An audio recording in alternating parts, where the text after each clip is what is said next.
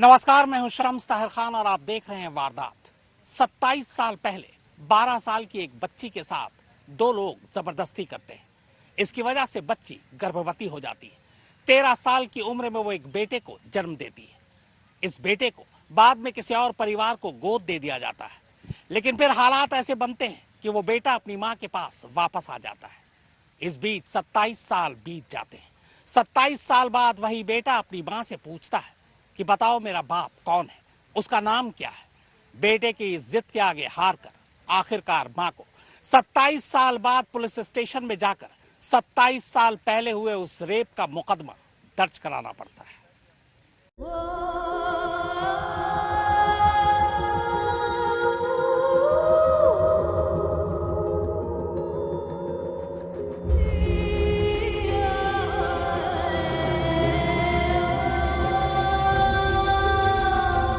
जब मेरा रेप हुआ था उस समय मैं बहुत छोटी थी। मैं 12 साल की थी।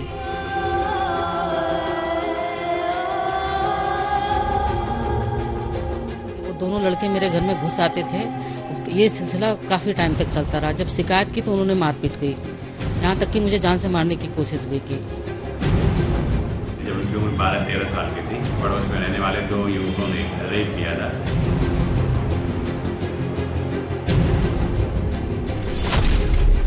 27 साल पहले उसके साथ रेप हुआ।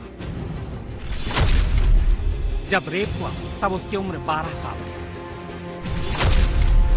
पड़ोस में रहने वाले दो भाइयों ने महीनों उस बच्ची के साथ दुष्कर्म किया। 12 साल की बच्ची गर्भवती हो गई। उसने एक बेटे को जन्म दिया। अब 27 साल बाद बेटा मां से पूछ रहा है, मेरा बाप कौन है।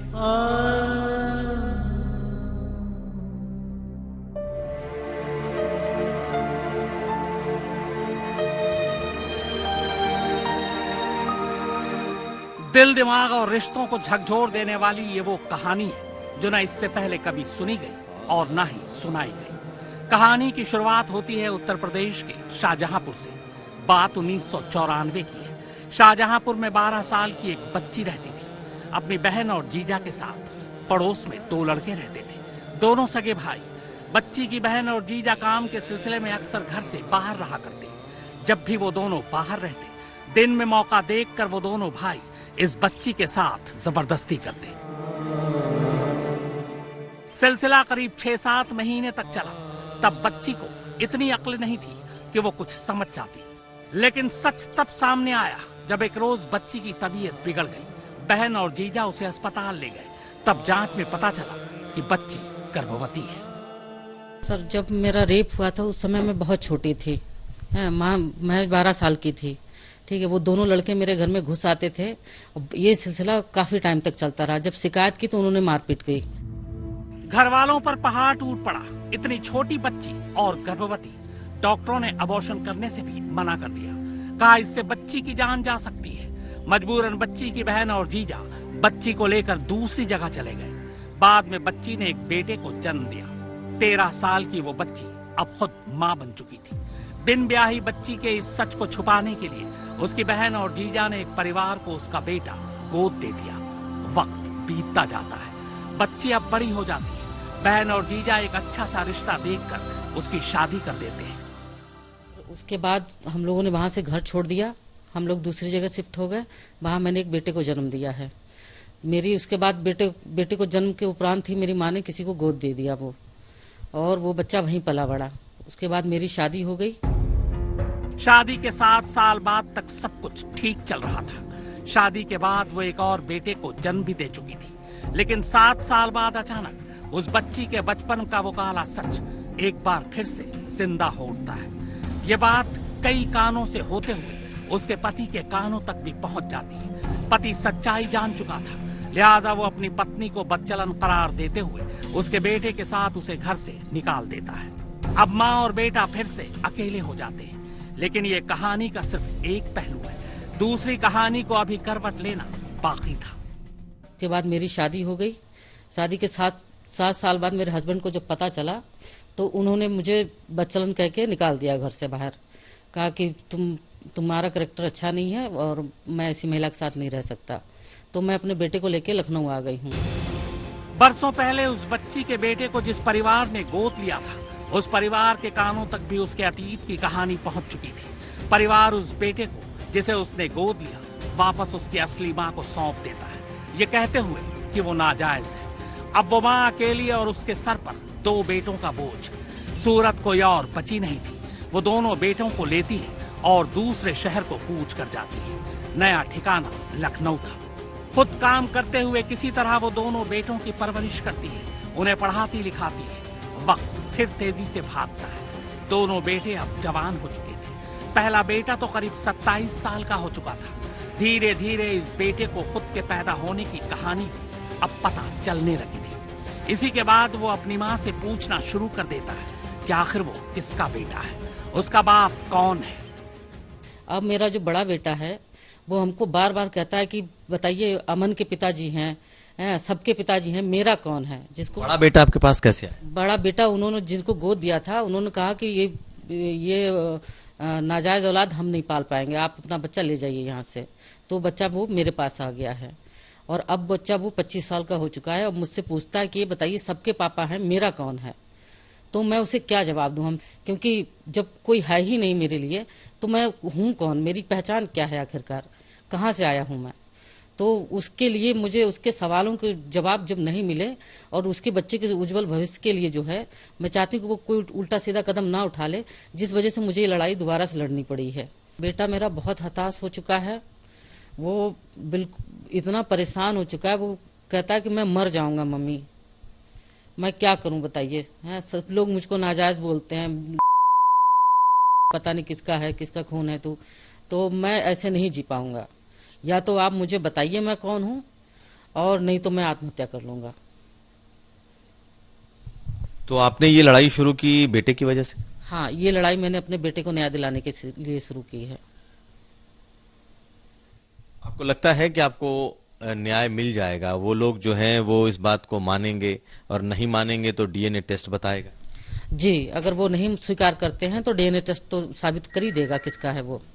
माँ टालती रहती है लेकिन बेटा भी पीछे नहीं हटता। फिर एक रोज ऐसी नौबत आती है कि बेटा माँ को धमकी देता है कि अगर उसने अपने बाप का नाम नहीं बताया तो वो खुदकुशी कर लेगा।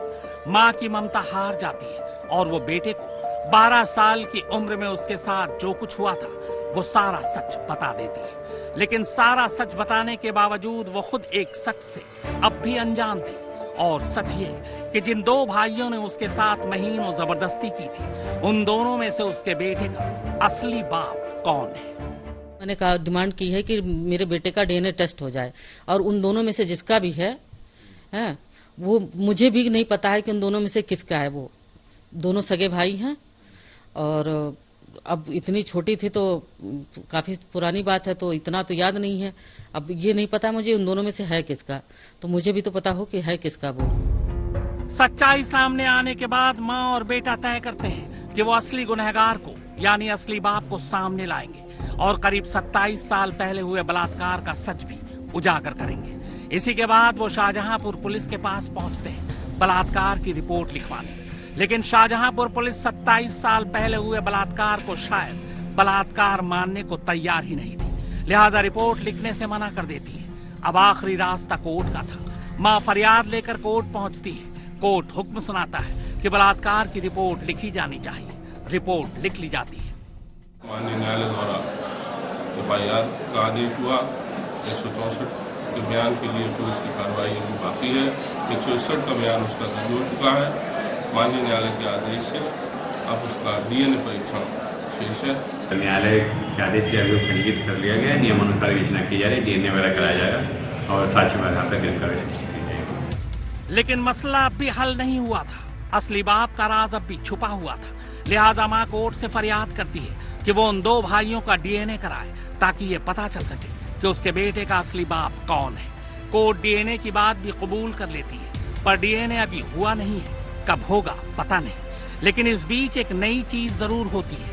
किसी तरह मां उन दोनों भाइयों का पता लगाकर उन्हें फोन करती है, ये पूछने के लिए कि उसके बेटे का असली बाप उन दोनों में से कौन है। दोनों भाई उसे झिड़क देते हैं कि दोबारा फोन किया तो जान से मार देंगे। खाली फोन पे बात हुई। जैसे मैंने फोन किया है तो वो पहचान गया मुझे और बोला कि अगर आइंदा से मुझसे संपर्क करने की कोशिश की तो जान से मार दूंगा तुमको, मेरे पीछे पड़ने की जरूरत नहीं है। फिलहाल ये कहानी जहां खड़ी है वो ये कि जब तक डीएनए नहीं हो जाता न इस माँ को न ही उसके बेटे को इस सवाल का जवाब मिल पाएगा कि आखिर उसके बेटे का बाप कौन है। अब समस्या ये होगी कि अब मैं अपने बेटे को क्या जवाब दूं। वो बार बार मुझसे पूछता है कि मैं हूं कौन, आखिरकार मेरी पहचान क्या है। अब आप ही बताइए, ऐसे में मैं क्या करूं? लड़ाई ना लड़ूं तो क्या करूं? उनकी वजह से हम माँ बेटे की जिंदगी पूरी की पूरी बर्बाद हो गई है। ना हमारे परिवार से सपोर्ट मिला कहीं, ना हम समाज में जीने लायक रह पाए हैं। अकेले खाना बदोश की जिंदगी जी रहे हैं अभी तक हम लोग। आखिर में बात पुलिस की भी। बलात्कार की रिपोर्ट लिखी जा चुकी है, कोर्ट से डीएनए कराने का फरमान भी आ चुका है, लेकिन कमाल अपनी पुलिस है कि मां ने उन दोनों गुनहगारों को तो ढूंढ निकाला, लेकिन पुलिस अब तक उन्हें गिरफ्तार भी नहीं कर पाई है। आपसे ये वादा है कि जैसे ही इस कहानी का क्लाइमेक्स हमें मिलेगा हम आप तक जरूर पहुंचाएंगे। लड़ाई तो मैं बहुत पहले लड़ना चाहती थी, लेकिन मेरे परिवार का सपोर्ट मुझे नहीं मिला क्योंकि घर वालों ने मुझे निकाल दिया था। अब हम लड़ाई अकेले कैसे लड़ते हैं? खुद ही कमा रही हूँ, खुद ही खा रही हूँ, अपने बच्चों की परवरिश कर रही हूँ। इतना मेरे पास वक्त नहीं था कि मैं लड़ाई लड़ पाती, लेकिन अब मेरे बेटे की जिंदगी का सवाल आ गया जिस वजह से मुझे ये लड़ाई लड़नी पड़ेगी और मैं लड़ूंगी जब तक मुझे न्याय नहीं मिल जाता। आपको क्या लगता है ये दोनों को सजा हो जाए? यही आप? मैं ये चाहती हूँ कि दोनों को सजा हो जाए।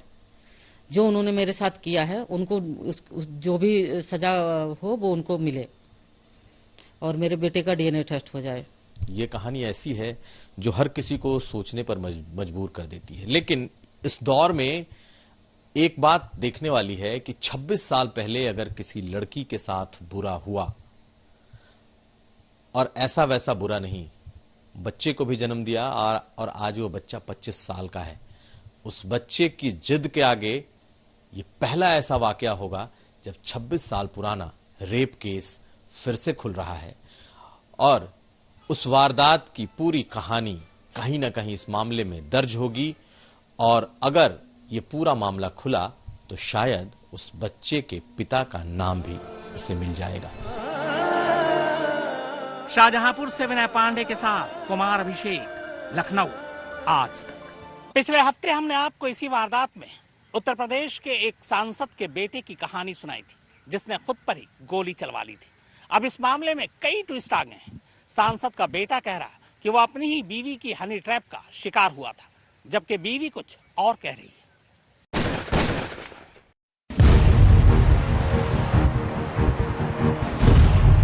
लखनऊ के मोहनलालगंज से बीजेपी सांसद कौशल किशोर के बेटे आयुष किशोर पर हुई फायरिंग की कहानी जलेबी की तरह घुमावदार होती जा रही है। इसे लेकर अब एक एक कर 6 वीडियो वायरल हो चुके हैं। पता करो भाई उसके बारे में। शादियां 2 नहीं 3 शादियां कर रखी हैं उसने।